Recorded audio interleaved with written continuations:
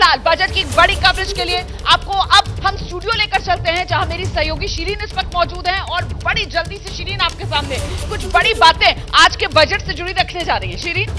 शुक्रिया रोमाना आपका। बिल्कुल, बजट की बड़ी बातें ये हमारे दर्शकों के लिए जानना और आसान भाषा में इसे समझना बेहद जरूरी है। उसकी पूरी तैयारी हमने की है। बड़ी बातें क्या है जल्दी से अपने दर्शकों को मैं बता देती हूं। देखिए, वित्त मंत्री निर्मला सीतारमण का ये छठा बजट है। ये अंतरिम बजट जो वो पेश करने वाली है, कुछ ही घंटों का इंतजार है।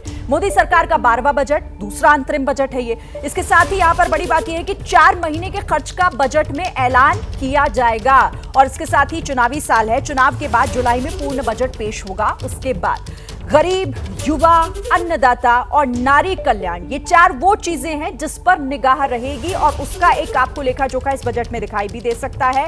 इसके साथ ही सबसे तेजी से बढ़ती हुई अर्थव्यवस्था का ये बजट है। तो बजट की बड़ी बातें। अगली बड़ी बात यह कि बजट के बाद सरकार इलेक्शन मोड में आ जाएगी क्योंकि चुनाव शुरू हो जाएंगे और देश के 96 करोड़ वोटर पर भी जो नजर है उसका आपको बजट में असर दिखाई दे सकता है। अंतरिम बजट में विकसित भारत की बुनियाद के लिए यह बजट महत्वपूर्ण हो जाता है, अहम हो जाता है। राम मंदिर के बाद राम राज्य लाने पर भी फोकस इस बजट में रहेगा। तो अंतरिम बजट अब क्योंकि इंतजार अब चंद घंटों का बचा है, तो ऐसे में ये बड़ी बातें जो आपको बजट में दिखाई दे सकती हैं, इससे जुड़ी हुई कुछ हल्कियां और भी बड़ी बातें आपको आगे बताएंगे।